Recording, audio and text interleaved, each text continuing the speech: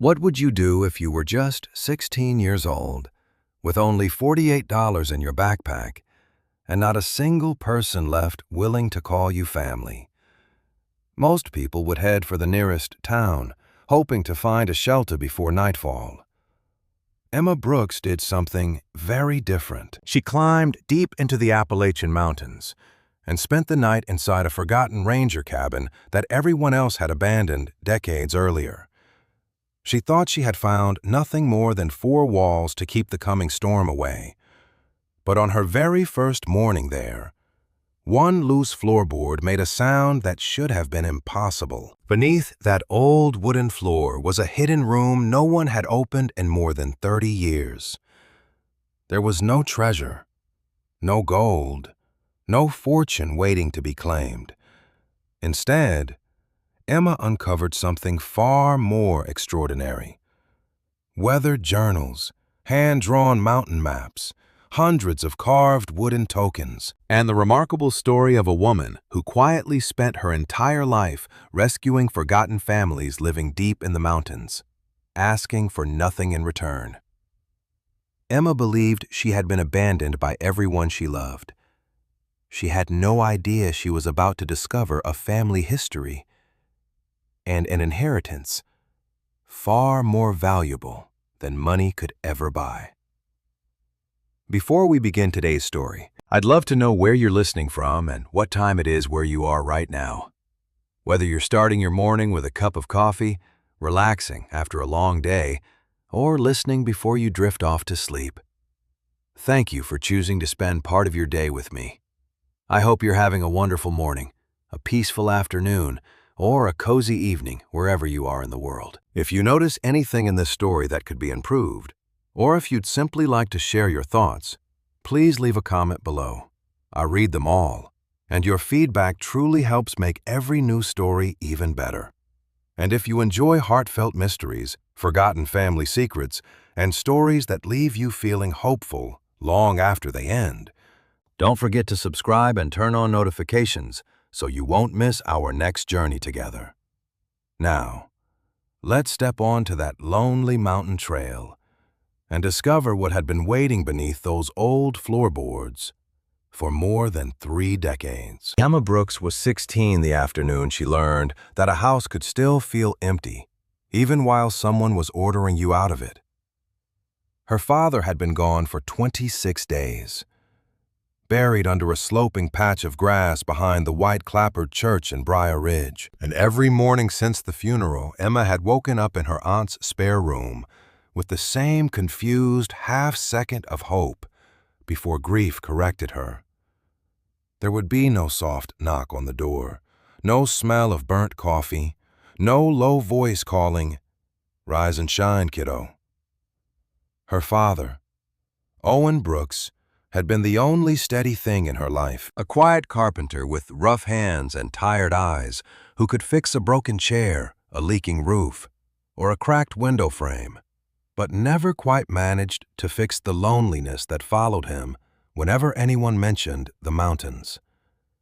He had died suddenly on a job site after his heart gave out before the ambulance arrived, leaving behind a toolbox, 2 flannel shirts, $48 in an envelope, and a daughter nobody seemed prepared to keep. At first, Aunt Linda said Emma could stay as long as she needed. People always said things like that when neighbors were still bringing casseroles. They said it while standing in kitchens full of sympathy cards, while funeral flowers still smelled fresh, while grief still made everyone feel briefly generous. But sympathy thinned faster than October daylight. By the 3rd week, the casseroles were gone. The calls had stopped, and Linda had begun counting groceries out loud. She counted slices of bread. She counted eggs. She counted the minutes Emma spent in the shower and the electricity used by the small lamp beside the bed. Emma tried to take up as little space as possible. She washed dishes without being asked, folded laundry, swept the porch, skipped breakfast twice, and answered every question with "yes, ma'am" or "no, ma'am." None of it mattered.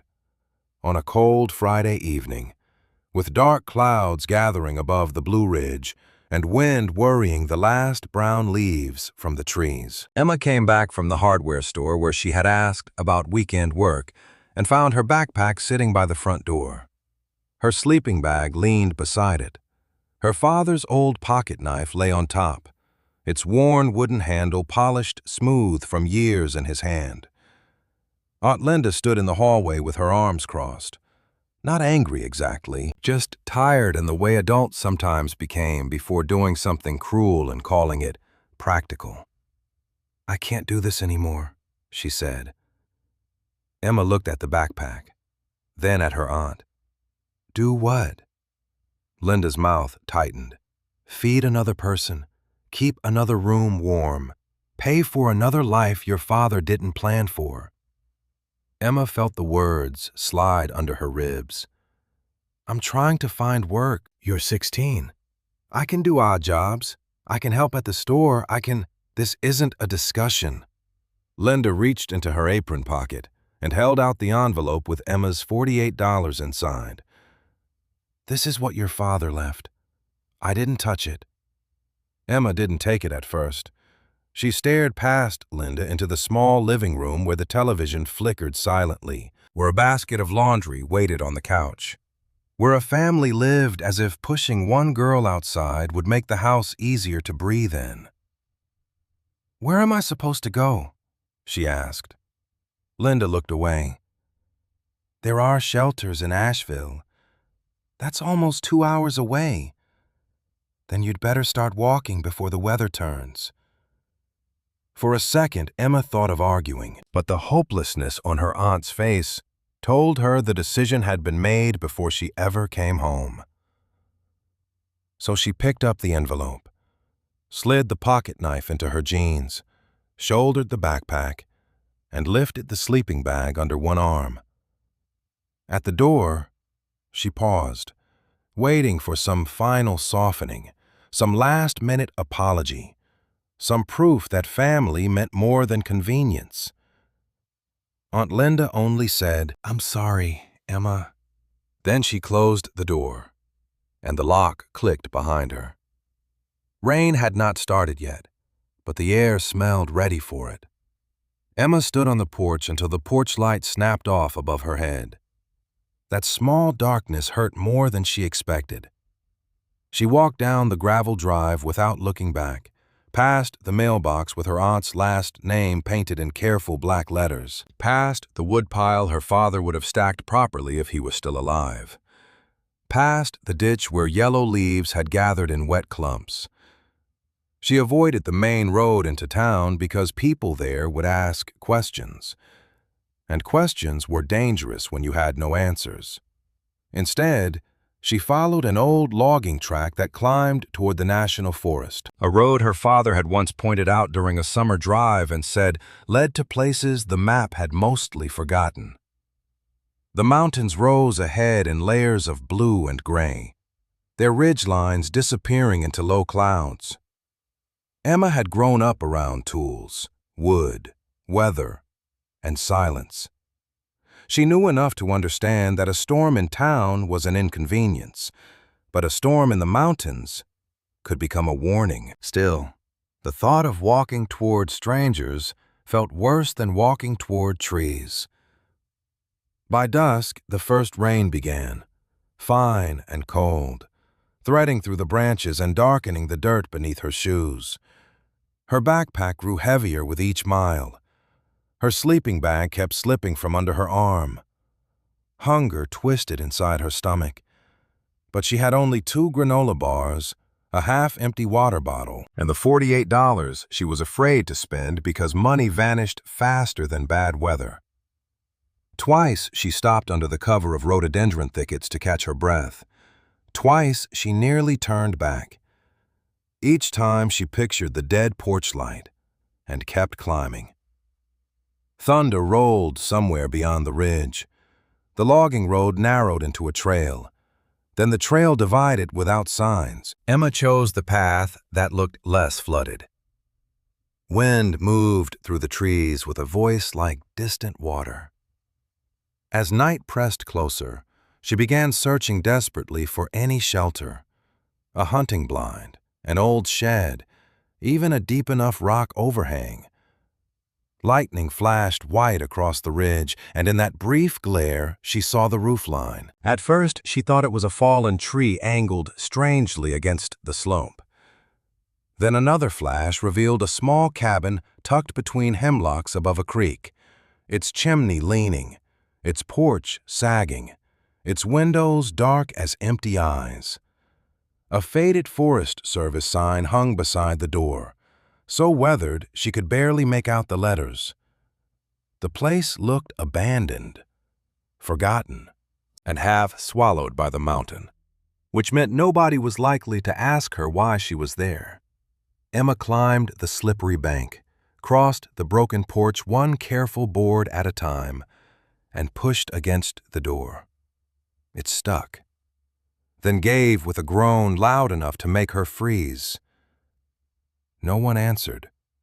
Inside, the cabin smelled of dust, cold ashes, damp wood, and old pine. Her flashlight revealed a single room with a stone fireplace, a rusted iron stove, 2 cracked chairs, a narrow built-in bunk, and shelves holding nothing but mouse droppings, dead leaves, and an empty can of peaches so old the label had almost peeled away. Part of the roof leaked near the back wall, but the center of the room was dry. Dry was enough. Emma closed the door against the wind, shoved one chair beneath the handle, and spread her sleeping bag near the fireplace. Her hands shook as she ate half a granola bar and drank 2 careful swallows of water. For the first time since leaving her aunt's house, she let herself cry. Not loudly, not the way people cried in movies, but silently, with her jaw clenched and one sleeve pressed against her face so the cabin would not hear too much. She cried for her father, for the way his hands had smelled of sawdust, for the stories he never finished telling, for the family that had turned into a locked door, and for the terrifying truth that no one in the world knew exactly where she was. The storm arrived fully after midnight. Rain hammered the roof. Wind pushed at the walls. The chimney moaned softly whenever a gust slipped across its broken cap. Emma slept in pieces, waking at every crack, drip, and scrape. Near dawn, cold forced her up. Gray light seeped through the dirty windows, showing the cabin more clearly. It was rough, but not hopeless. The fireplace needed cleaning. The roof needed patching. Several floorboards had warped near the door, but the walls still stood straight.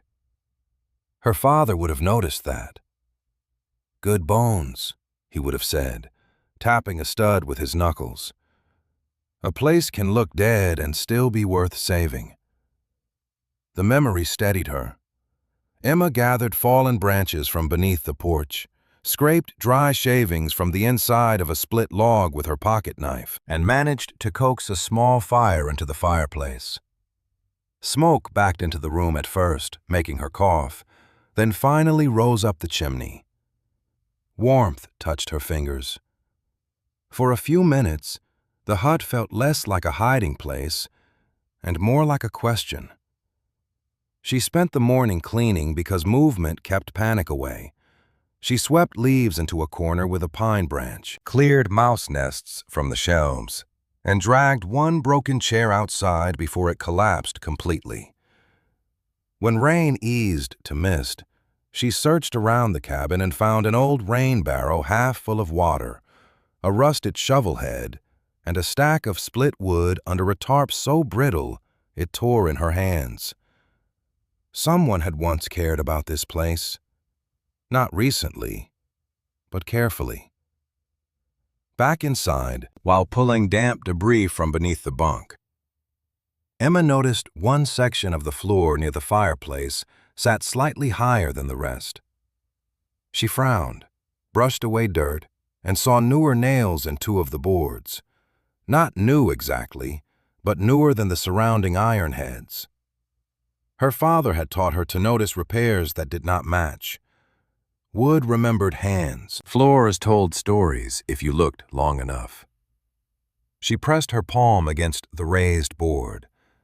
It did not move. She stepped on it. A low sound answered beneath her boot. Hollow. Emma went still. She stepped back, then pressed down again. The same sound echoed up through the boards, deep and empty, utterly different from the solid thud of the stone foundation around it. Her breath slowed. The cabin sat directly on mountain rock. She had seen the granite ledge outside. There should not have been space beneath the floor at all. She knelt, ran her fingers along the seam between the boards, and felt a thin line of cold air rise against her skin. Outside, the storm muttered over the ridge again. But Emma barely heard it. All she could hear was that impossible hollow sound beneath the floorboards, and one question beating harder than the rain. What had someone hidden under a forgotten mountain hut? No one was supposed to remember. Emma barely moved for nearly a minute after hearing the hollow sound beneath the floorboards. She pressed her boot against the raised section once more, listening carefully as the low echo rolled beneath the cabin before fading into silence. It wasn't the random creak of old wood settling against stone. Her father had taught her the difference years ago while repairing the porch of a neighbor's farmhouse. "Wood tells the truth," he used to say. "You just have to learn which sounds are lying." This sound was definitely lying. She knelt beside the uneven boards and brushed away years of dust with her sleeve. The wood around the fireplace had darkened with age, its grain polished smooth by countless footsteps long before the cabin was abandoned. Yet one narrow section looked different. The boards were cut from the same pine, but the color was slightly lighter, and 4 nails near one edge had cleaner heads than the square iron nails surrounding them. They weren't new, not even close, but they had been driven decades after the original floor was built. Someone had repaired this spot on purpose, or hidden something beneath it. Emma traced one fingertip along the seam between the boards until she felt a faint draft brushing against her skin. Cold air. There really was empty space below. She sat back on her heels and looked around the tiny cabin again. Morning light spilled through the dusty windows, revealing details she had overlooked during the storm. The stone fireplace leaned slightly toward the north wall, but its mortar still held. The roof leaked in only 2 places instead of everywhere. Whoever built the cabin knew what they were doing. It had survived countless winters in the mountains. A loose floorboard suddenly seemed like the least accidental thing inside it. Curiosity tugged at her, but common sense won for the moment. If she damaged the floor before knowing how it supported the cabin, she could make the place unsafe. She remembered her father's voice again. "Always fix the roof before you chase mysteries. Dry first, curious second." The memory almost made her smile. Almost.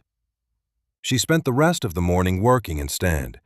Rain had finally stopped, leaving the forest wrapped in cool mist that drifted between towering hemlocks.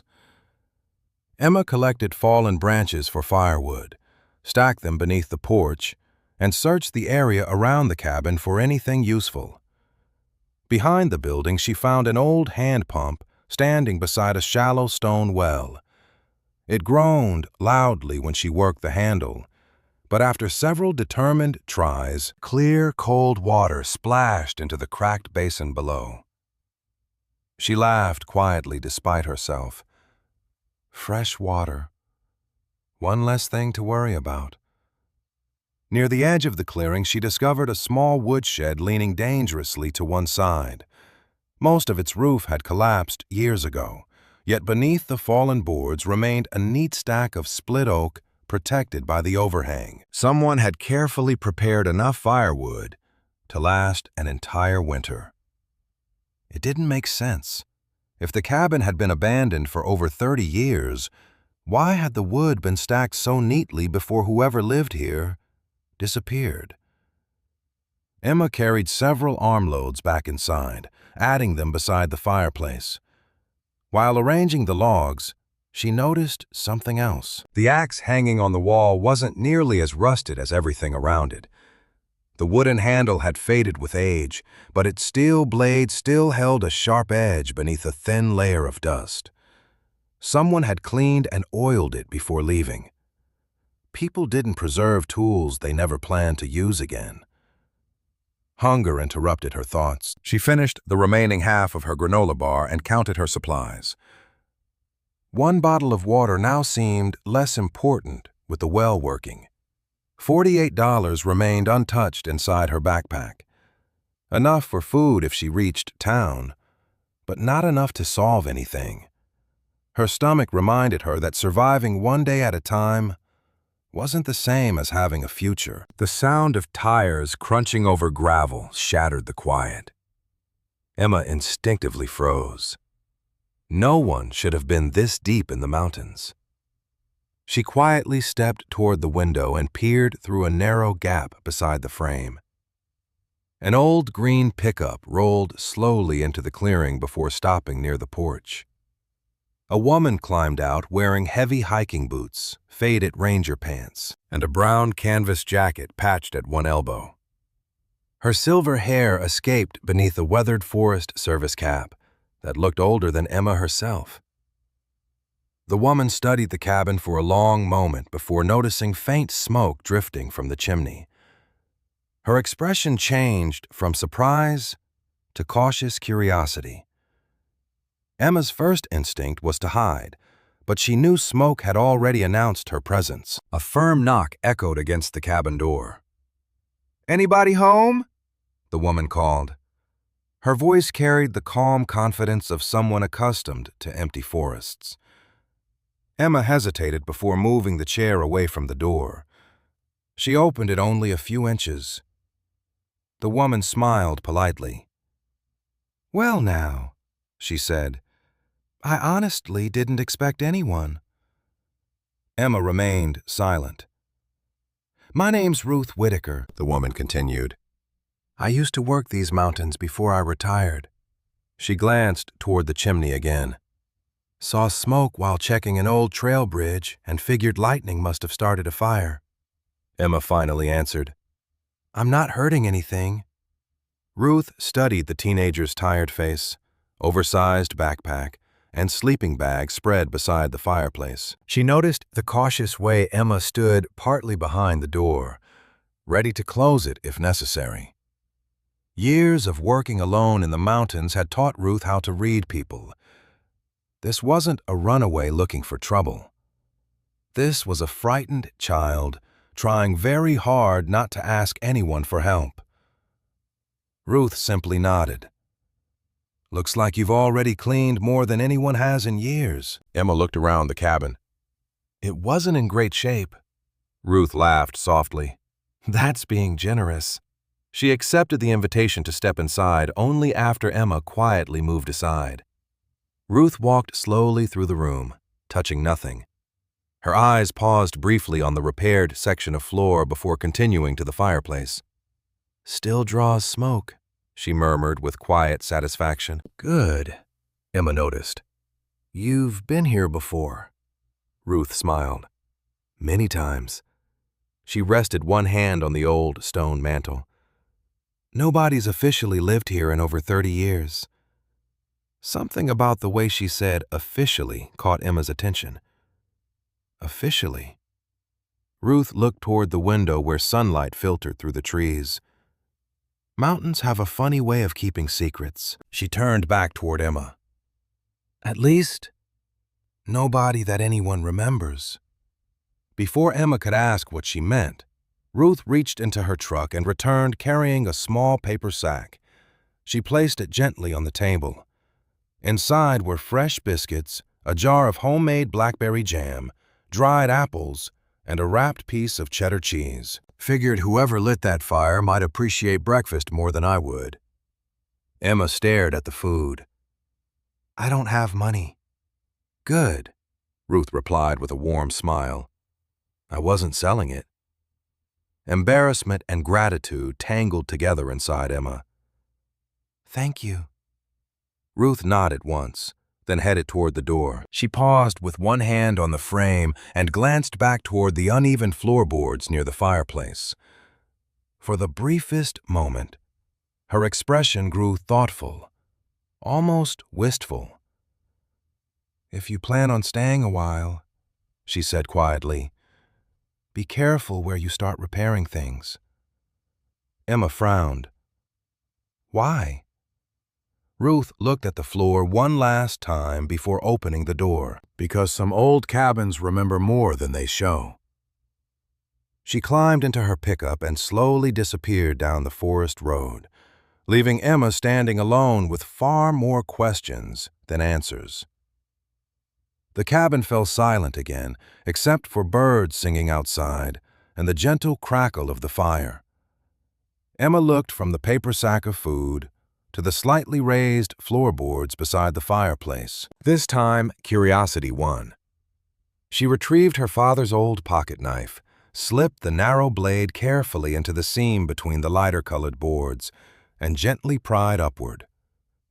One nail groaned, then another.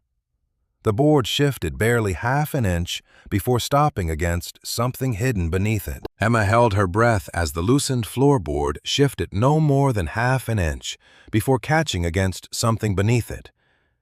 She carefully slipped the blade of her father's pocket knife back into the narrow opening and worked it gently from the opposite side. The old pine protested with a dry creak, but after another careful pull, the board finally lifted free enough for her fingers to slide underneath. She eased it upward, expecting to see nothing more than a broken support beam or a forgotten crawl space. Instead, a rush of cool air drifted upward, carrying the unmistakable scent of cedar, old paper, and dry earth. The smell stopped her completely. Every other part of the cabin carried decades of damp wood, ashes, and mountain dust. Whatever lay beneath the floor had somehow remained dry all those years. Emma set the board aside and slowly removed a second one, then a third. Together they revealed a square opening just large enough for a person to climb through. A narrow wooden ladder disappeared into darkness below. She reached for the flashlight she had found tucked inside her backpack and aimed the beam downward. The light revealed sturdy cedar walls instead of rough dirt. Whoever built the hidden space hadn't simply dug a hole beneath the cabin. They had carefully constructed an entire storage room beneath the floor, lining it with finished lumber and reinforcing every corner with hand-cut beams. The workmanship immediately reminded Emma of her father. Everything fit precisely. Nothing had been rushed. She remained kneeling for nearly a full minute, debating whether climbing down was foolish. Ruth's warning echoed in her thoughts.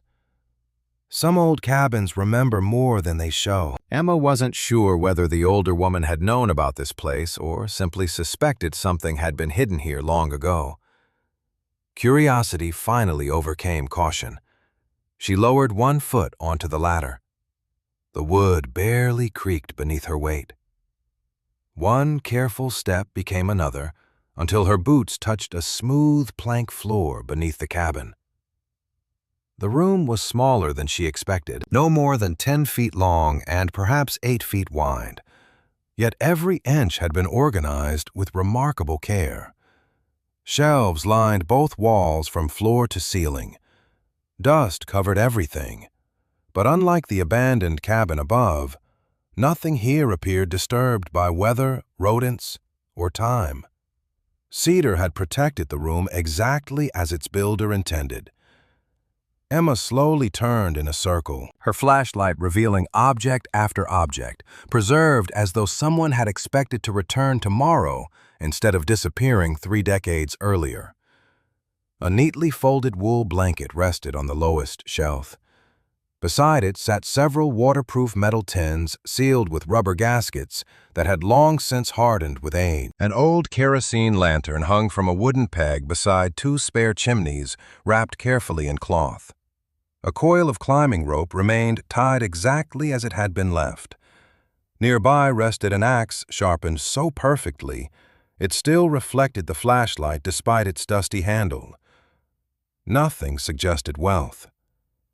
Everything suggested preparation. Against the far wall stood a cedar chest fitted with simple brass hinges that had tarnished to a deep brown. Emma knelt before it and hesitated for just a second before lifting the lid. Inside lay several leather-bound journals stacked neatly by year, their covers worn from use rather than neglect. Beside them rested a bundle of carefully folded mountain maps wrapped in waxed canvas, a thick envelope tied with faded blue ribbon, several black and white photographs bundled together with twine, and dozens of small carved wooden tokens arranged inside a shallow wooden tray. Emma picked up one of the tokens first. It fit easily into her palm. Smooth maple wood had been carefully sanded before someone carved a tiny pine tree into one side. She turned it over. On the back appeared a single name burned neatly into the wood: Henderson. She picked up another: Miller. Another: Parker, Carter, Wilson. Every token carried a different family name beneath the same carved pine tree. None included dates or explanations. She counted quickly before stopping in surprise. There were well over 100. She set them back exactly as she had found them and carefully lifted the oldest journal from the chest. The leather binding had softened with age, and the corners had been repaired more than once by careful hands. Inside the front cover, someone had written only one name in dark blue ink: Eleanor Brooks. Emma frowned. The surname caught her attention immediately, but Brooks was common enough throughout the Appalachian Mountains that she thought little of it. She turned to the first page. October 4th, 1976. Mountains remember kindness longer than people do. Emma quietly read the sentence twice. It didn't sound like the beginning of a diary. It sounded like someone writing down a belief they never wanted forgotten. She turned the page. Frost arrived early this morning. Took blankets to the Henderson family before sunrise. Mrs. Henderson pretended she didn't need them.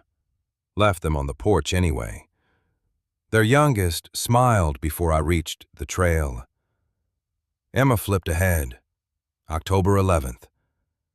Carried medicine to Mr. Miller after the bridge washed out. October 22nd. Found 2 hikers lost near Raven Ridge. Walked them home before dark. November 3rd. Mrs. Parker finally agreed to let the church repair her chimney. Sometimes pride weighs more than stone. Every entry followed the same quiet rhythm. Date, journey, someone in need. No dramatic language, no praise, no complaints. Eleanor barely mentioned herself except to explain where she had walked or what weather she faced. Emma continued reading until she lost all sense of time. Page after page introduced families living in forgotten hollows. Elderly widows snowed into mountain cabins. Injured loggers, abandoned children, isolated veterans, and lonely teachers keeping tiny mountain schools alive long after most people forgot they existed. Eleanor always arrived carrying exactly what people needed: flour, firewood, medicine, children's books, warm boots, blankets. Sometimes she stayed for coffee. Sometimes she left before anyone woke. Every few pages, a tiny hand-drawn pine tree appeared in the margin. Emma suddenly looked back toward the tray of carved wooden tokens. The symbols matched perfectly. She spread several journals across the cedar floor beside the tray. Every time a family first appeared in the journal, one of the carved wooden tokens carried their name. The tokens weren't decorations. They were records.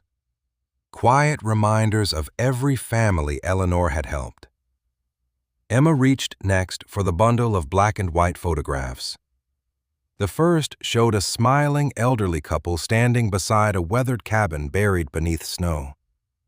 Someone had written on the back, "Winter survive." Another showed 3 laughing children holding school books outside a one-room schoolhouse. First full week. Another captured a volunteer crew repairing a collapsed footbridge, while a woman wearing a heavy wool coat stood quietly in the background, almost as though she hadn't wanted to be photographed. Emma studied the woman's face. Kind eyes, wind-blown hair tucked beneath a knitted cap, strong hands resting inside worn leather gloves. She guessed this must be Eleanor. There was nothing remarkable about her appearance except the calm expression that seemed to appear in every photograph. She looked like someone who simply expected difficult work to be done without anyone applauding. Emma smiled faintly before reaching beneath the stack of photographs. Her fingers brushed against another folded bundle hidden beneath the bottom of the chest. She carefully unfolded the waxed canvas protecting it. Inside rested an old hand-drawn mountain map, unlike any she had ever seen. Instead of hiking trails alone, someone had marked forgotten cabins, abandoned ranger shelters, churches, mining camps, logging roads, hidden springs, and narrow footpaths that no longer appeared on modern maps. Small pine tree symbols covered the mountains exactly like those inside Eleanor's journals. Some locations carried handwritten notes, blankets, school supplies, winter food, medical cash, firewood. One location near the northern ridge had been circled twice in darker pencil than the rest. Beneath it, Eleanor had written only 5 words that immediately sent another wave of questions through Emma's mind. Never let this place disappear. Emma carried the oldest journal upstairs, just as pale afternoon sunlight filtered through the dusty cabin windows. Laying long golden strips across the uneven wooden floor where the hidden compartment now rested quietly beneath the loose boards. She carefully replaced the floorboards without nailing them down, unwilling to leave the compartment exposed, but equally unwilling to seal away whatever story Eleanor Brooks had protected for so many years. Sitting beside the fireplace with the journal resting across her knees, she listened to the soft crackle of burning oak while mountain wind whispered through the towering hemlocks outside. The cabin no longer felt abandoned. It felt as though someone had simply stepped away for a little while and trusted another pair of hands to continue where they had left off. Emma opened the journal once more to its first page. Mountains remember kindness longer than people do. The sentence lingered differently now. It no longer sounded poetic. It sounded earned. She turned the page and continued reading where she had stopped. October 9th, 1976. Mrs. Henderson insisted she could gather enough firewood herself. She nearly slipped twice before I reached the cabin. Left before she could thank me. Pride keeps some people alive almost as long as hope does. Emma smiled faintly. Eleanor seemed to understand people in ways that reminded her of her father. Owen Brooks rarely gave long speeches or offered advice unless someone truly needed it. He simply noticed things others ignored. A loose stare, a tired face, a quiet child standing alone after church. Emma had always believed kindness looked ordinary because that was how her father practiced it. Reading Eleanor's words stirred the same feeling. The next entry described hiking 7 miles through early snow to deliver antibiotics to an elderly widower after heavy rain washed away the only bridge into the valley. Another recorded carrying 2 crates of donated library books to a one-room mountain school because, as Eleanor wrote, children should never have to choose between learning and surviving. Another described repairing the broken chimney of a retired coal miner who refused charity but accepted help if someone happened to need an extra pair of hands. Emma realized Eleanor almost never wrote the words, "I helped." Instead, she wrote, "We repaired the roof, we carried supplies, we shared supper." Even when no one else appeared in the story, she somehow made every act feel shared rather than given. That small detail stayed with Emma. A sudden knock against the cabin door startled her. She instinctively slid the journal beneath her backpack before opening the door. Ruth Whitaker stood on the porch carrying a small cast-iron kettle in one hand and a bundle of split cedar kindling in the other. "Thought your fire could use better wood," she said with a gentle smile. Emma stepped aside. "You really didn't have to keep bringing things." Ruth laughed softly while setting the kindling beside the fireplace. "Mountain people don't keep score." She looked around the cabin and immediately noticed how much cleaner it had become since yesterday. The shelves had been swept. Broken furniture had been stacked neatly outside. Fresh water filled an old enamel bucket beside the stove. "Looks like you've been busy." Emma nodded. "Keeps my mind occupied." Ruth quietly sat in one of the repaired chairs while Emma poured well water into the kettle and placed it over the fire. Neither spoke for several minutes. Comfortable silence filled the room. Finally, Ruth looked toward the fireplace. "Most people don't last one night up here." Emma shrugged. "I didn't have many options."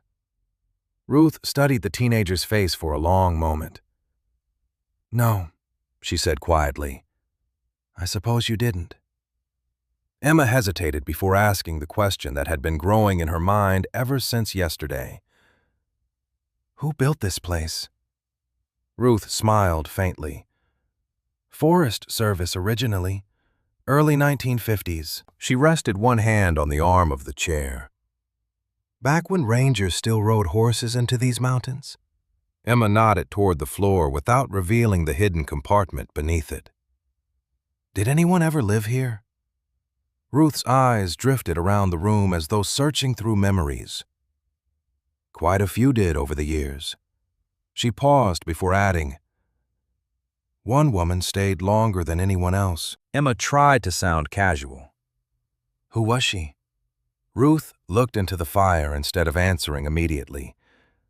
"A volunteer named Eleanor." Emma's heartbeat quickened, though she carefully kept her expression neutral. "What was she like?" Ruth smiled in a way that mixed admiration with sadness. "Stubborn," she laughed quietly. "Walked farther than men half her age, knew every trail in these mountains. Never carried anything she wasn't willing to give away." Emma listened carefully without mentioning the journals hidden only a few feet below them. "What happened to her?" Ruth's smile slowly faded. "One winter," she stopped herself. "Well, that's a long story." Before Emma could ask another question, Ruth stood and wandered slowly toward the old mantel above the fireplace. Her fingers brushed lightly across the weathered stone before settling on a small carved mark near one corner. Emma hadn't noticed it before. It was the same tiny pine tree carved into the wooden tokens hidden below the floor. Ruth touched it gently with one fingertip. "Funny," she whispered almost to herself. "I'd forgotten this was here." Emma's pulse quickened. "What does it mean?" Ruth looked surprised, as though she hadn't expected anyone else to notice the carving. "Different people had different ideas." She smiled softly. "Some thought it was just Eleanor's way of signing repairs." Emma glanced toward the hidden compartment beneath the floor. The same pine tree appeared inside every journal, on every token, on the map. This couldn't be coincidence. Ruth noticed Emma's thoughtful expression, but asked no questions. Instead, she poured 2 cups of hot tea once the kettle began steaming. They drank quietly while afternoon shadows lengthened across the cabin floor. Before leaving, Ruth stopped at the doorway and looked back toward Emma. "If you decide to stay here through winter," she said gently, "you'll need to learn the old trails before snow closes them." Emma nodded. "Will you show me?" Ruth smiled. "I'd be happy to." She stepped onto the porch, then paused one final time. "One more thing." Emma waited. Ruth's expression grew unexpectedly serious. "If you ever come across anything left behind by Eleanor—" She searched for the right words. "You don't be too quick to tell everyone." Emma felt her pulse quicken again. "Why not?" Ruth looked toward the forest, stretching endlessly beyond the clearing. "Because some memories are safer until the right person finds them." After Ruth disappeared down the trail, Emma closed the cabin door and hurried back to the hidden compartment. She carried the oldest journal upstairs once more and turned several pages farther than before. Winter entries slowly gave way to spring. Spring became summer. Every few pages, another hand-drawn pine tree appeared beside the name of another mountain family: Henderson, Miller, Parker, Collins, Dawson. Then one entry near the middle of the journal stopped her completely. June 14, 1977. Owen spent the afternoon helping repair the eastern footbridge. He still believes leaving these mountains will solve everything. I hope one day he understands that home is not a place someone escapes. It is the place that keeps waiting after you've gone. Emma stared at the page until the words blurred. Owen. Her father's name. She slowly looked back toward the inside cover where the faded handwriting still read, Eleanor Brooks. For the first time since opening the journal, the familiar surname no longer felt like a coincidence. Emma remained frozen beside the fireplace, staring at her father's name written in Eleanor's careful handwriting, as though the ink itself might suddenly rearrange into something easier to understand. Owen. There was no last name beside it, yet she instinctively knew it could only be one person. Her father had grown up in these mountains before leaving for Briar Ridge, but he rarely spoke about his childhood. Whenever she asked why they never visited the place where he was born, he would smile sadly and say, "Some roads need more time before they're ready to be walked again." At the time, she had assumed he meant old memories.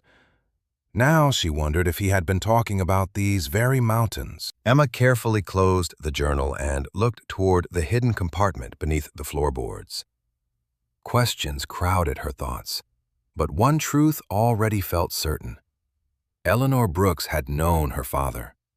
Whether she had simply been a neighbor or something much more remained impossible to tell.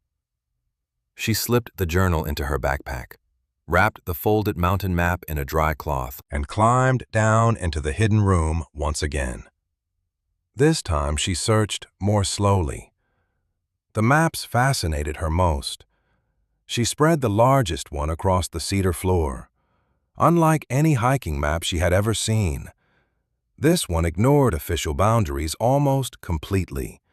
Instead of highlighting scenic overlooks or popular trails, Eleanor had carefully drawn forgotten footpaths winding through deep hollows, abandoned logging roads reclaimed by forest, old churches hidden beneath towering oaks, weathered ranger shelters, tiny family cemeteries, and isolated cabins scattered across ridges few modern hikers ever visited. Small pine tree symbols appeared beside dozens of locations. Some carried handwritten notes, blankets before first frost, children's books, winter medicine, lantern fuel, fresh boots. Others included only family names that matched the carved wooden tokens resting inside the cedar chest. Henderson, Miller, Collins, Dawson, Parker. Emma compared several journal entries with the map and quickly realized every family Eleanor mentioned appeared somewhere among the trails. The map wasn't showing destinations. It was showing people. One location near the western ridge caught her attention: Blackbird Hollow. Beside the pine tree Eleanor had written, "Emergency cash check every October." Emma remembered seeing similar notes elsewhere, but this location lay closest to the cabin. Curiosity outweighed caution once again. The afternoon remained cool but clear, and according to the map, the hollow could be reached in less than an hour by following an old logging trail behind the cabin. Emma tucked the map carefully inside her backpack, took her father's pocket knife, filled the enamel canteen from the well, and stepped onto the porch. The mountains felt strangely different now. Yesterday they had seemed enormous and indifferent. Today they carried the feeling of hidden stories, waiting quietly beneath every stand of pine. The trail Eleanor had marked barely existed anymore. Fallen leaves covered most of it, while rhododendron branches reached across the narrow path as though trying to reclaim it. Yet every so often, Emma noticed small details confirming she remained on the right route. A carefully stacked stone cairn, an old blaze mark carved into an oak tree, a weathered footbridge crossing a shallow creek. None appeared on modern hiking maps, but Eleanor had recorded them all with remarkable precision. Nearly 40 minutes later, the forest opened into a tiny clearing surrounded by towering poplars. At its center stood the remains of a log cabin whose roof had partially collapsed years earlier. Moss covered the chimney, and vines climbed through empty window frames. Yet the stone foundation remained remarkably solid. Emma unfolded the map. The pine tree symbol sat directly beneath the chimney. She walked slowly around the cabin until she noticed a flat stone resting beside the back wall. It looked almost deliberately placed. Kneeling beside it, she brushed away leaves and gently pushed. The stone shifted far more easily than expected, revealing a narrow wooden hatch hidden beneath. Her pulse quickened. She lifted the hatch carefully. A cool draft escaped from below. Unlike the hidden room beneath the mountain hut, this space measured only a few feet deep. Stone walls lined the small storage pit, protecting its contents from moisture. Most of the shelves stood empty now, but one waterproof metal container remained tucked neatly against the back wall.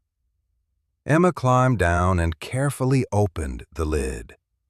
Inside, she found folded wool blankets wrapped inside waxed canvas, several unopened tins of emergency food long since expired, 2 bottles of antiseptic, children's mittens, knitted scarves, and a small stack of brightly colored storybooks protected inside oilcloth. She picked up one of the books.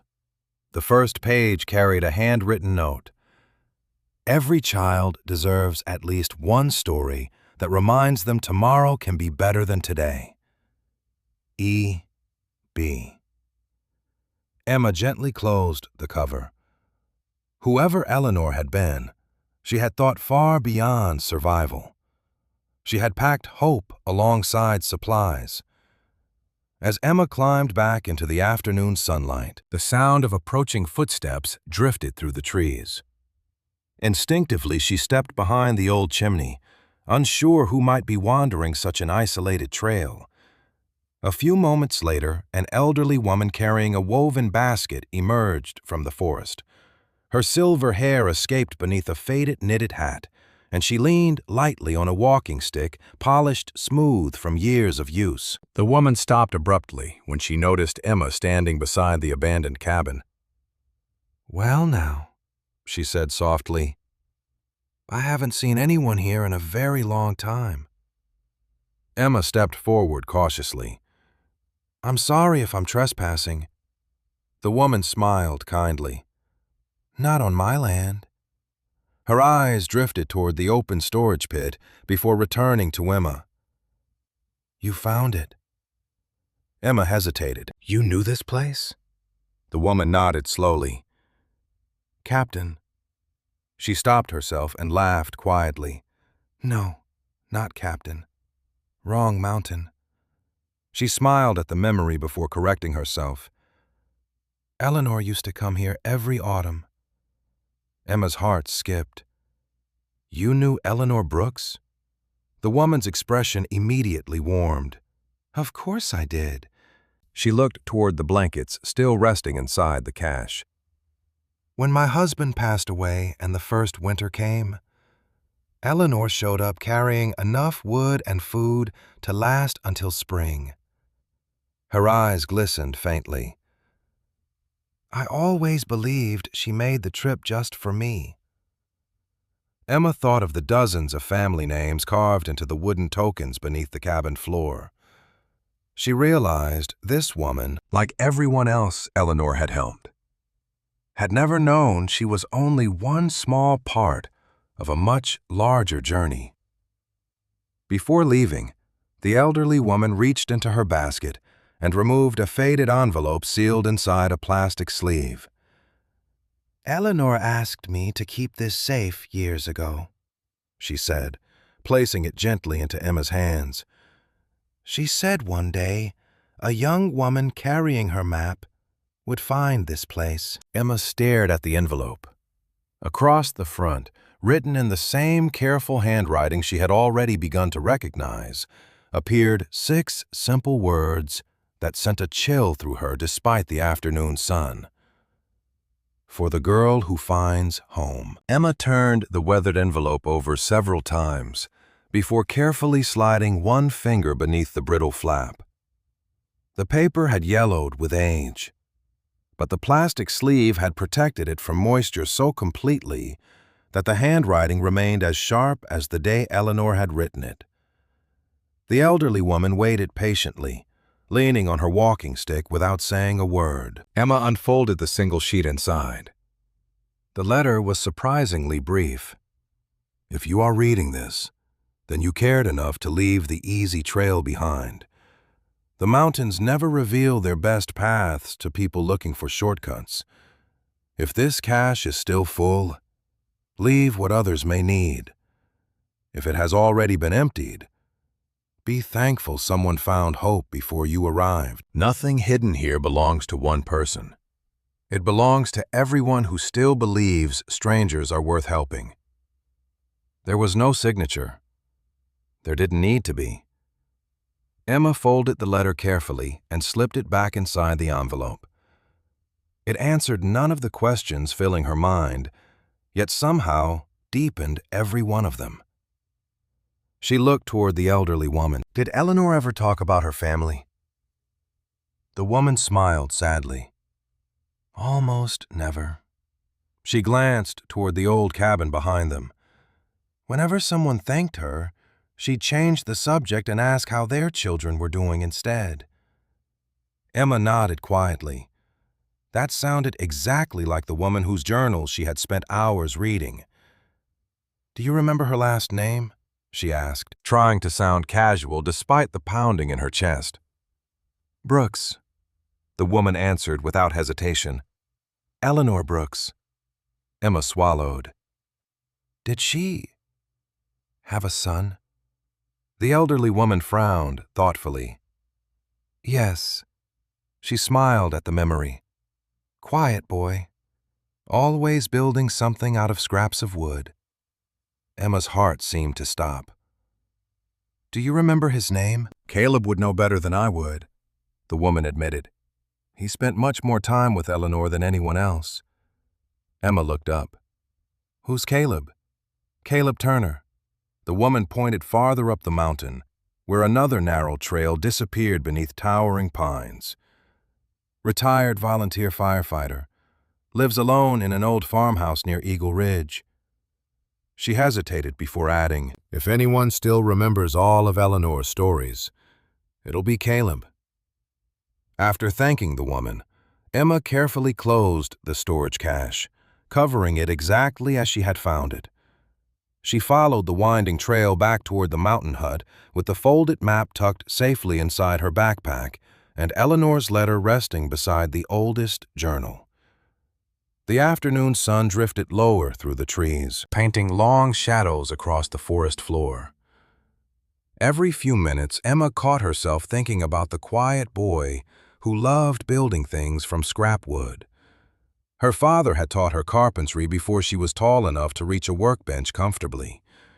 He had always said wood remembered every hand that shaped it. Had he learned that from Eleanor? By the time she reached the cabin, smoke was already rising from the chimney. Ruth Whitaker sat on the porch whittling a small piece of cedar with an old pocket knife. She looked up as Emma stepped into the clearing. "You found more than hiking trails today." It wasn't a question. Emma stopped halfway across the yard. "How did you know?" Ruth smiled gently. "You left this morning looking for shelter." She nodded toward the backpack. "You came back carrying answers." Emma laughed quietly despite herself. Mostly more questions. Ruth stood and brushed wood shavings from her jacket. That's usually how good answers begin. Inside the cabin, Emma finally told Ruth about the hidden compartment beneath the floor. She described the journals, the carved wooden tokens, the photographs, the mountain map, the emergency cache, and Eleanor's letter. Ruth listened without interrupting, though her eyes softened more with every detail. When Emma finished, silence settled between them. Finally, Ruth whispered, "So she really hid everything there?" Emma looked surprised. "You knew?" Ruth shook her head slowly. "I suspected." She stared into the fire for a long moment. After Eleanor disappeared, people searched this cabin from top to bottom. Rangers, volunteers, sheriff's deputies. Nobody found anything. Emma frowned. "Disappeared." Ruth nodded. "Winter storm, 32 years ago." She folded her hands together. Most people believed she'd gone out trying to reach someone stranded before the first blizzard. Emma felt another question forming. Did they ever find her? Ruth's eyes lowered. They found her farther down the mountain, after the snow melted. The cabin fell quiet except for the soft popping of burning oak. Emma thought about the hundreds of journal entries filled with names, trails, and quiet acts of kindness. Eleanor had spent decades helping everyone else return home, yet no one had reached her in time. A knock echoed against the cabin door before either of them spoke again. Ruth immediately recognized the rhythm. "That'll be Caleb." Emma opened the door to find an elderly man standing on the porch wearing a faded volunteer fire department jacket, patched so many times it seemed stitched together by memories. His broad shoulders had begun to stoop with age, but his hands still carried the rough strength of someone who had spent a lifetime lifting fallen trees and broken fences. His weathered eyes settled on Emma's face. He didn't speak. He simply stared for several long seconds, studying her with growing disbelief. Ruth quietly stepped aside without saying a word. Caleb climbed onto the porch and looked even closer. "Well," he whispered almost to himself, "I'd know those eyes anywhere." Emma shifted uncomfortably beneath his gaze. "Have we met?" Caleb slowly shook his head. "No." His voice softened. "But I knew someone who looked at the world exactly the way you do." Emma felt her pulse quicken. "Who?" Caleb smiled sadly. "Eleanor Brooks." He glanced toward the cabin floor where the hidden compartment lay beneath the boards, then back at Emma. "You've already found her journals, haven't you?" Emma nodded carefully. Caleb closed his eyes for a brief moment, before letting out a long breath. I hoped nobody ever would. Emma frowned. Why? Caleb stepped inside the cabin, resting one hand gently on the old stone fireplace. His fingers brushed across the tiny carved pine tree cut into the mantel decades earlier. Because once people begin reading Eleanor's story, he said quietly, they stop asking who she helped. He looked directly into Emma's eyes. They start asking why she had to do it alone. Emma stood silently beside the fireplace long after Caleb's final words settled into the room. Why she had to do it alone? The question lingered more heavily than any mystery hidden beneath the cabin floor. Ruth lowered her eyes, clearly carrying memories she had spent years trying not to revisit. Caleb removed his faded work gloves and laid them carefully on the table before asking the question he already seemed to know the answer to. Would you mind showing me the journals? Emma hesitated only briefly before kneeling beside the loose floorboards. She carefully lifted them away and climbed into the hidden compartment. A few moments later, she returned carrying the oldest leather journal along with several others arranged by year. Caleb accepted the first volume with both hands as though greeting an old friend. His fingers lingered on the worn leather cover before he slowly opened the first page. A faint smile crossed his weathered face. Still her handwriting, he whispered. She always pressed a little harder on the first sentence. Emma watched him carefully. You knew her well. Caleb nodded without looking up. About as well as anyone ever could. He turned several pages until he reached an entry dated February 1978. His smile faded into quiet sadness. This was the winter we lost the old footbridge over Cedar Run. Emma leaned closer. Caleb read softly. Caleb carried enough lumber up the mountain without complaining once. Pretended his knees didn't hurt. Brought extra nails because he knows I always underestimate how many we'll need. Emma looked at him in surprise. That's you. Caleb chuckled quietly. She had a habit of writing down the good things people did before they had the chance to forget them. Ruth pulled another journal toward herself. Within minutes, all three of them sat around the old table reading different years of Eleanor's quiet record. The cabin filled with silence, broken only by turning pages and the occasional crackle of the fire. Every journal revealed another family, another mountain trail, another storm survived, another child whose school books arrived before winter closed the roads, another widow whose chimney was repaired before the first snowfall, another retired miner who quietly found groceries waiting outside his door every month after losing his pension. Eleanor never described herself as rescuing anyone. She simply wrote what needed to be done next. Emma gradually noticed another pattern. Every time Eleanor mentioned a family for the first time, a tiny hand-drawn pine tree appeared beside the entry. She climbed back into the hidden compartment and returned carrying the carved wooden tokens. One by one, she placed them across the table. Henderson, Parker, Collins, Miller, Dawson, Harper. Caleb picked up the Henderson token and slowly turned it over in his hands. She carved these herself. Emma frowned. How do you know? He smiled. Because I sharpened every one of her carving knives. He ran one rough thumb across the tiny pine tree burned into the front. Every family received one after they reached a place where they no longer needed help. Emma looked confused. Then why are they all still here? Caleb gently tapped the back of the token. These weren't gifts. He pointed toward the carefully burned family name. These were her way of remembering who still belonged to the mountain. Emma opened another journal and quickly found the Henderson family's first entry. Beside the date appeared the same tiny pine tree. Several pages later, another note read, Henderson children safely through winter. token carved today. She looked at another journal, then another. Every family followed exactly the same pattern. First came the struggle, then weeks or months of quiet visits. Finally, when the family found stability again, Eleanor carved a wooden token bearing their name. They weren't records of suffering.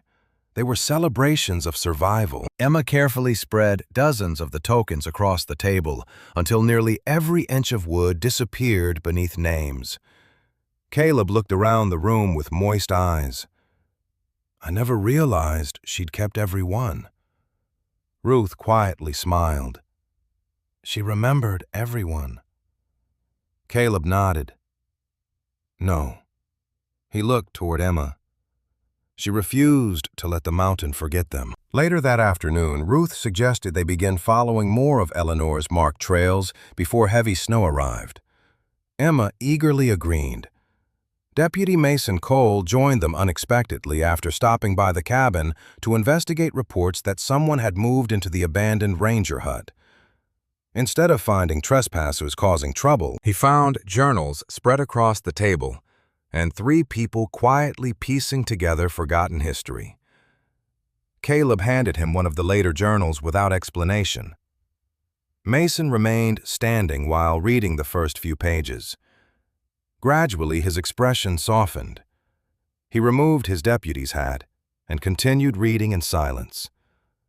Finally, he looked toward Emma. I've answered emergency calls in these mountains for almost 15 years.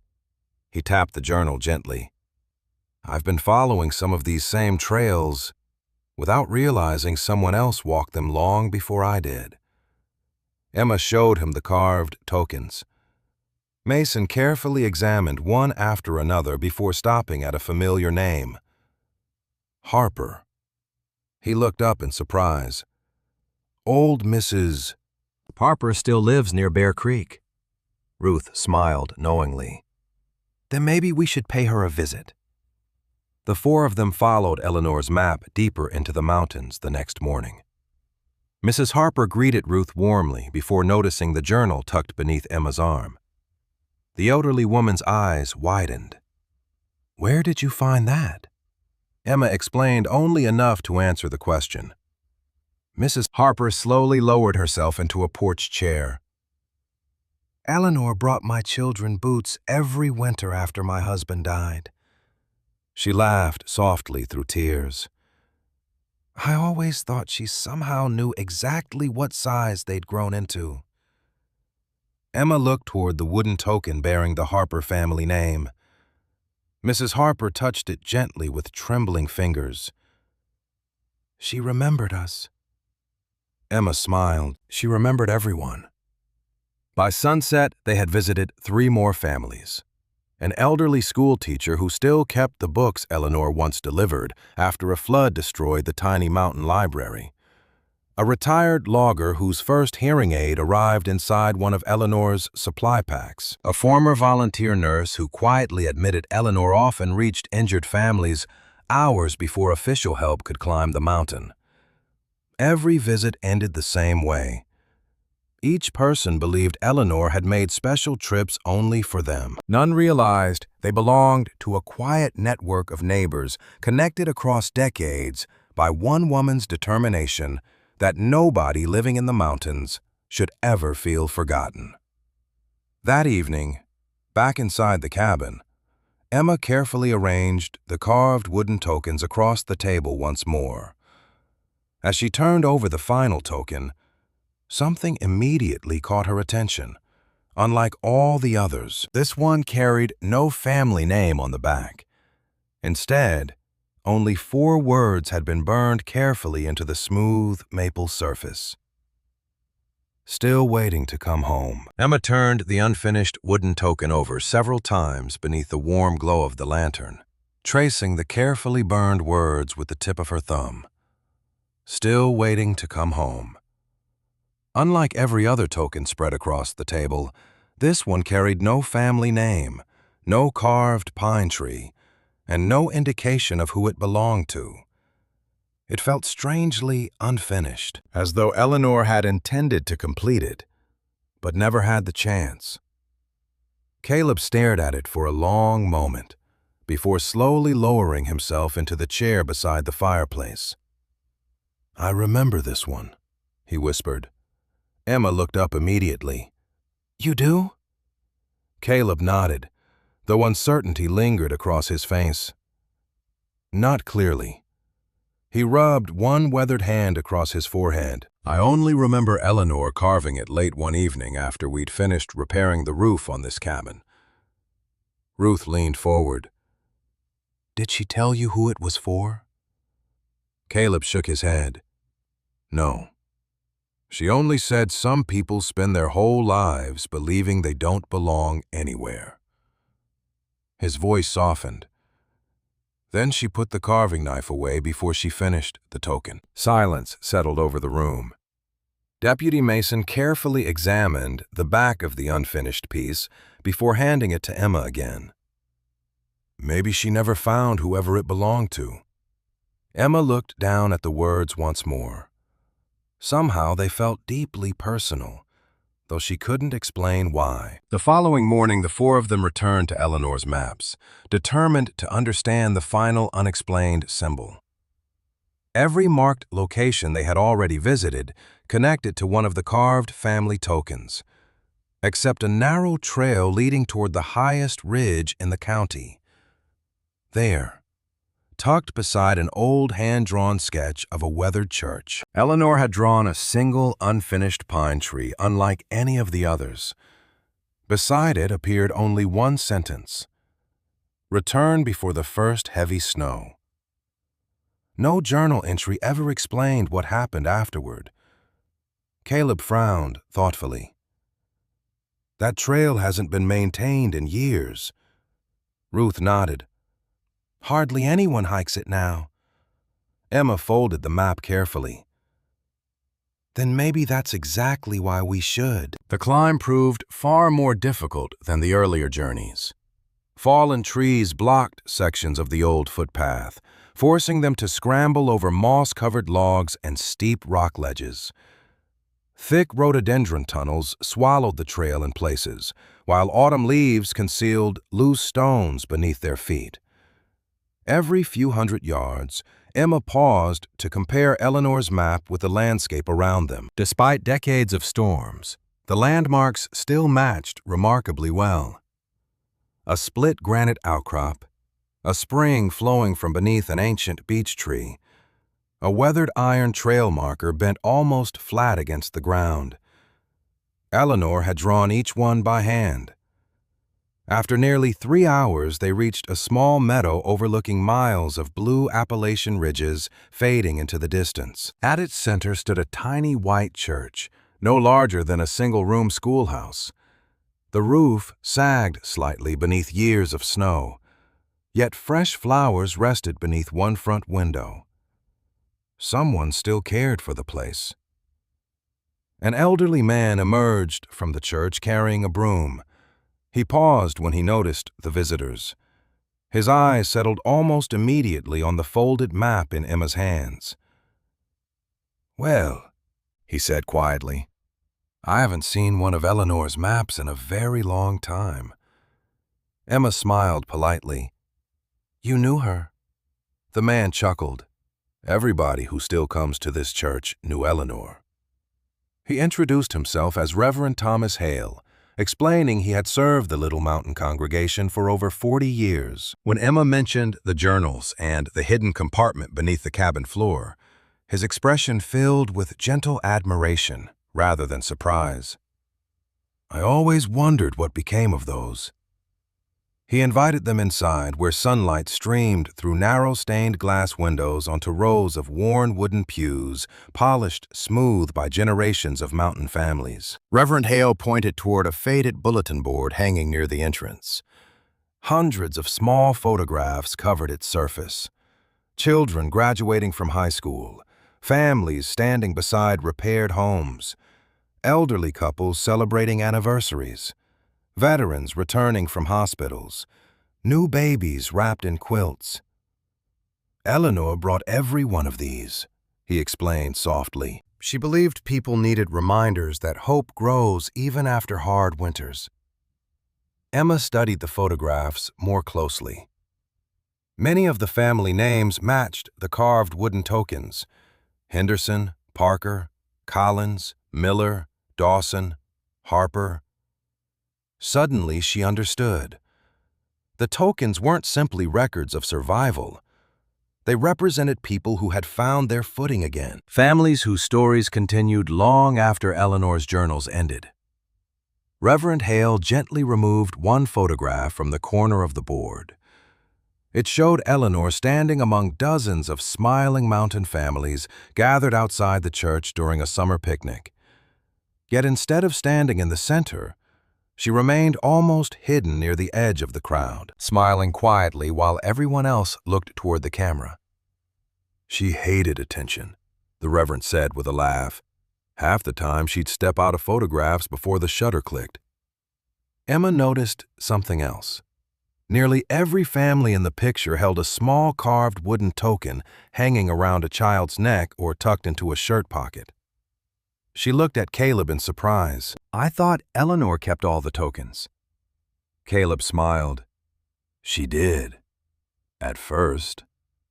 Reverend Hale nodded. After each family found their way through whatever hardship they faced, Eleanor carved a second token. Emma frowned. Second?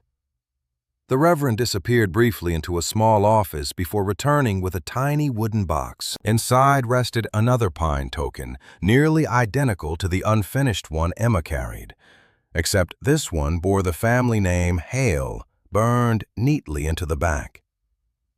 She gave these away quietly, he explained. Said they weren't gifts. He turned the token over in Emma's hand. Carved beneath the family name appeared 4 words. You belong to this mountain. Emma felt a lump rise in her throat. Eleanor hadn't simply delivered food or blankets. She had given isolated families something many of them had nearly lost: the feeling that they still mattered. As afternoon sunlight drifted across the church floor, Reverend Hale unlocked an old cedar cabinet standing behind the pulpit. Inside rested dozens of small letters tied with faded ribbon. Every Christmas, he explained, families Eleanor helped would leave notes here thanking her. Emma carefully unfolded one at random. Thank you for believing our children deserved books. Another read, because of you, my father lived long enough to meet his first granddaughter. Another simply said, we never felt forgotten again. Caleb quietly wiped his eyes before anyone noticed. Ruth smiled gently at Emma. Now you understand why the journals mattered. Emma nodded slowly. Eleanor's true legacy had never been hidden beneath the floorboards. It had been quietly carried inside the hearts of the people she refused to let disappear. As they prepared to leave, Reverend Hale reached beneath the stack of letters and removed one final envelope sealed with dark blue wax. Unlike every other letter, this one carried only a single name written across the front in Eleanor's familiar handwriting: Owen Brooks. Emma's breath caught as Reverend Hale looked at the unopened envelope with quiet sadness. Your father never came back to collect it. Emma accepted the unopened envelope with both hands, as though it were something fragile enough to break beneath the weight of a single careless touch. Her father's name, Owen Brooks, appeared across the front in Eleanor's unmistakable handwriting. Every letter steady despite the decades that had passed since the ink first touched the paper. The dark blue wax seal remained completely unbroken. Reverend Hale quietly folded his hands. She asked me to keep it until Owen came home. Emma looked up. Did he ever know it was here? The old minister sighed softly. I wrote twice after Eleanor passed away. His eyes settled on the envelope. Both letters came back unopened. By then, your father had already moved away. Emma lowered her eyes. She suddenly remembered the small cardboard box of old papers she had found after her father's funeral. utility bills, tax receipts, a faded postcard with no return address.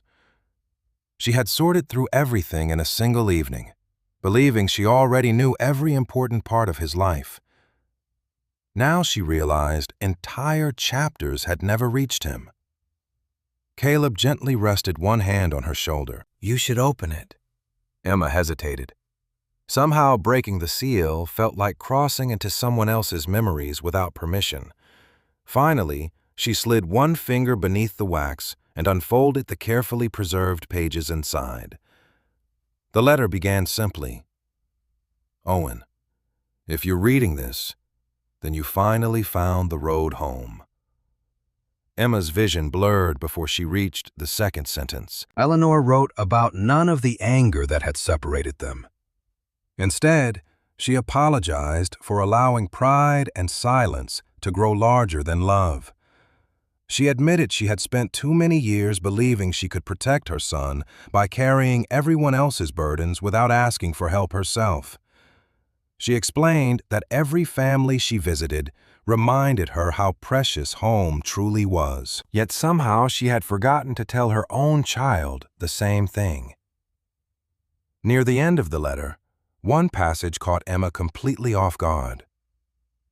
"I never wanted you to inherit these mountains because they belonged to me. I wanted you to inherit them because they have always belonged to you. If life ever becomes too heavy, come back to the little ranger cabin. The floor remembers what my heart sometimes failed to say aloud." Emma lowered the letter slowly. Tears slipped silently down her face before she realized she was crying. Her father had spent years believing his mother cared more about strangers than about him. Eleanor had spent those same years waiting for him to come home. Neither had stopped loving the other. They had simply allowed silence to become louder than forgiveness. Caleb quietly wiped his own eyes. Owen left after a terrible argument. Emma looked toward him. "What happened?" Caleb sighed. "After your grandfather died, Eleanor devoted almost every waking hour to these mountains." He glanced toward the journals. She kept telling herself she'd make more time for Owen after one more family, one more winter, one more emergency. Ruth lowered her head sadly. There was always one more person who needed her. Caleb nodded. Eventually, Owen believed he'd never come first. Emma thought about the journal entry she had discovered days earlier. Owen still believes leaving these mountains will solve everything. Suddenly, it carried heartbreaking meaning. Deputy Mason quietly removed a thin county archive folder from his backpack. During the previous evening, he had driven to the courthouse searching through decades of forgotten public records after reading Eleanor's journals. He spread several faded documents across one of the church pews. "I think I found the rest of the story." Emma carefully set the letter aside and joined the others. The first document came from the County Emergency Management Office nearly 33 years earlier. It described an unofficial volunteer network delivering food, medicine, blankets, and emergency supplies to isolated mountain communities long before formal rescue teams could reach them. Eleanor's name appeared repeatedly in handwritten notes praising her dedication, knowledge of the backcountry, and ability to locate families during storms. The second document painted a very different picture. It was a legal memorandum prepared only weeks after Eleanor's death.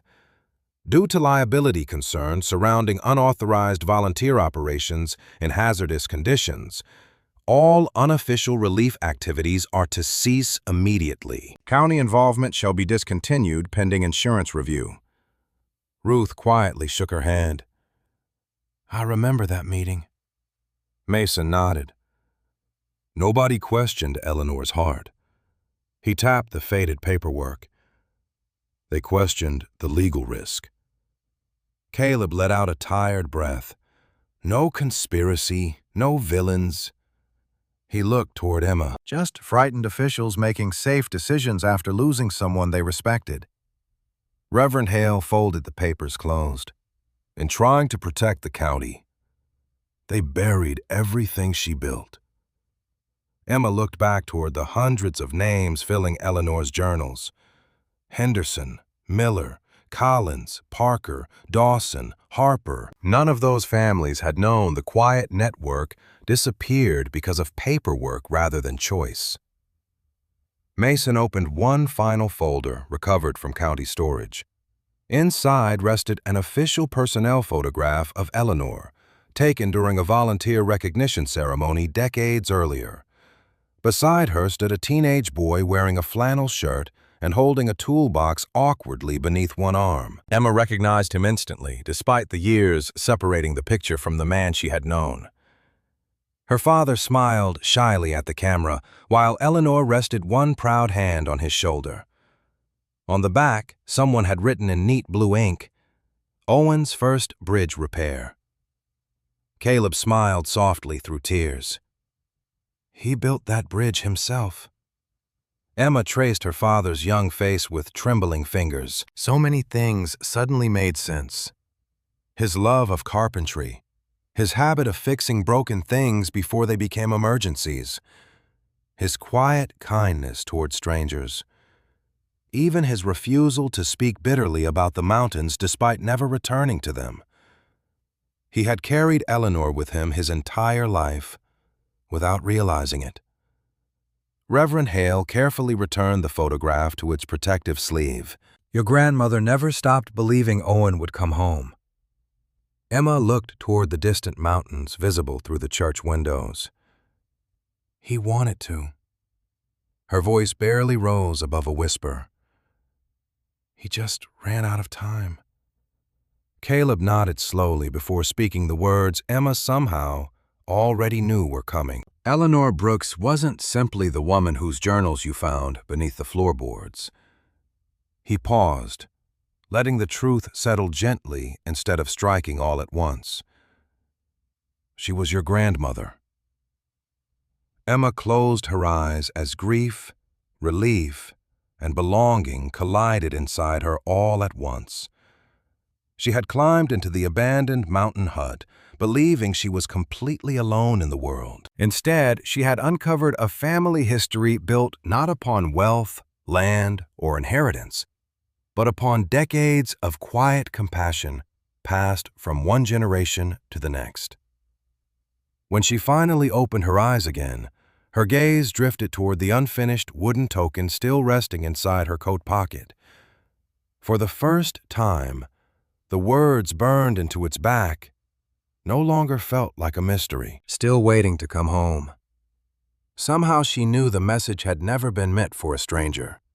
It had been waiting for the Brooks family all along. The first snowfall arrived 3 weeks later, dusting the Appalachian ridges in white and wrapping the forgotten mountain cabin in a silence so complete that every crackle from the fireplace seemed to echo through the forest. By then, the hidden compartment beneath the floorboards had become something entirely different from the secret Emma first discovered. It was no longer a place where forgotten memories waited in darkness. It had become the heart of a promise being carried forward. Sheriff Mason Cole presented Eleanor Brooks' journals, maps, photographs, and preserved letters before the county commissioners during a special community meeting held inside the old courthouse in Briar Ridge. The room filled long before the meeting began. Elderly mountain families arrived carrying faded photographs, worn quilts, hand-carved toys, and yellowed Christmas cards they had quietly saved for decades without realizing they were all connected by the same remarkable woman. Emma sat quietly beside Ruth Whitaker and Caleb Turner, while Reverend Hale carried Eleanor's oldest journal to the front of the room. Instead of beginning with legal records or official reports, he simply opened the worn leather cover and read the first sentence Eleanor had ever written. Mountains remember kindness longer than people do. Silence settled over the courtroom. Then one by one, people stood. Mrs. Harper described the winter Eleanor carried boots through waist-deep snow so her children could continue walking to school. The retired schoolteacher unfolded one of the first library books Eleanor had delivered after floodwaters destroyed the mountain schoolhouse. An elderly veteran quietly placed a faded wool blanket on the commissioner's table and admitted it had kept him alive after pneumonia nearly claimed him during one brutal January. A former coal miner smiled through tears while explaining that Eleanor never once made him feel ashamed for accepting groceries after losing his job. Every story began differently. Every story ended almost exactly the same way. I thought Eleanor only helped us. Emma slowly looked around the room as understanding spread from face to face. None of these families had ever realized they belonged to something much larger than themselves. They had never been isolated acts of kindness. They had been chapters of one extraordinary life, quietly stitched together across generations. When the final speaker returned to his seat, one of the oldest county commissioners rose slowly from his chair. His voice trembled beneath the weight of years. I signed the paperwork that ended Eleanor's volunteer program after she died. He lowered his eyes toward the journals. We believed we were protecting the county from legal responsibility. He paused for several long seconds before continuing. Instead, we buried one of the greatest gifts these mountains ever received. No one applauded. There was nothing to celebrate about lost time. There was only truth, finally spoken aloud. The commissioners voted unanimously that afternoon to restore Eleanor Brooks's work to the county's official history. The abandoned ranger cabin would not become a museum or tourist attraction. Instead, it would once again serve the purpose Eleanor had quietly given it decades earlier: a mountain refuge. Volunteers signed their names before the meeting even adjourned. Retired carpenters repaired the leaking roof while carefully preserving every original beam. Local forestry crews rebuilt the front porch using reclaimed chestnut timber. Volunteer firefighters installed emergency radios, first aid equipment, blankets, lanterns, and winter supplies inside the restored cabin. Search and rescue teams created updated trail maps based partly upon Eleanor's original hand-drawn routes. The hidden compartment beneath the floor remained exactly where Eleanor built it. Caleb insisted upon that. Some foundations deserve protecting, he quietly explained. Ruth arranged the journals inside handcrafted cedar cabinets below the floor, preserving them exactly as Eleanor had left them, while adding climate protection that would keep future generations from losing the stories again. The carved wooden tokens rested nearby, each one carefully polished before returning to its place. Only one token remained unfinished. Emma kept that one upstairs on the mantel beside the tiny pine tree Eleanor had carved so many years earlier. Winter settled fully across the mountains. The restored cabin quickly became more than a historical site. Lost hikers found warmth beside its fire. Volunteer medics used it during snowstorms when roads disappeared beneath ice. Families stranded by fallen trees gathered there until help arrived. Local teenagers joined Ruth and Caleb every weekend to stack firewood, repair trails, and restock emergency supplies. No one was paid. No one asked to be recognized. They simply continued what Eleanor had begun. Emma stayed. County officials offered temporary housing in town, but she politely declined after Mason arranged legal guardianship with Ruth Whitaker. For the first time since losing her father, home no longer felt like something borrowed. It felt earned. During quiet evenings, she added new entries to a fresh leather journal resting beside Eleanor's originals beneath the cabin floor. She never copied Eleanor's words. Instead, she simply recorded where people had been found, what they needed, and whether they reached home safely. Some traditions did not need improving. They only needed continuing. On the first anniversary of Eleanor's public recognition, families returned from every corner of the county for a gathering outside the restored cabin. Children laughed where abandoned weeds once grew. Elderly neighbors embraced people they had unknowingly shared a history with for decades. Reverend Hale blessed the meal beneath towering hemlocks, while Caleb quietly repaired a loose porch rail, simply because he noticed it needed doing. Before sunset, Emma carried the unfinished wooden token outside. Everyone watched curiously as she held it for a moment beneath the fading mountain light. Then she carefully burned 4 new words beneath the original inscription. Brooks family, home again. She smiled quietly before placing the completed token into the cedar chest beneath the floor beside all the others.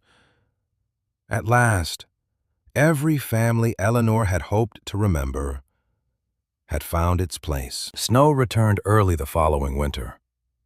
One evening, as heavy flakes drifted silently through the trees, Emma finished stacking firewood beneath the porch when she noticed movement near the edge of the clearing.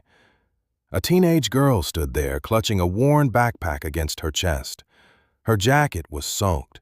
Her boots were muddy. Fear filled her eyes in the familiar way Emma remembered all too well.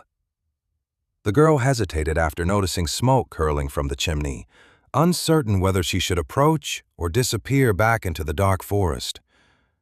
Emma walked slowly across the porch without asking why she was alone or where she had come from.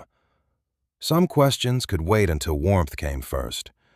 She simply opened the cabin door. Golden firelight spilled across the fresh snow, exactly as it had the night Emma first found the forgotten hut. She reached for one of the folded blankets resting on the shelf where Eleanor had always kept them, and smiled gently.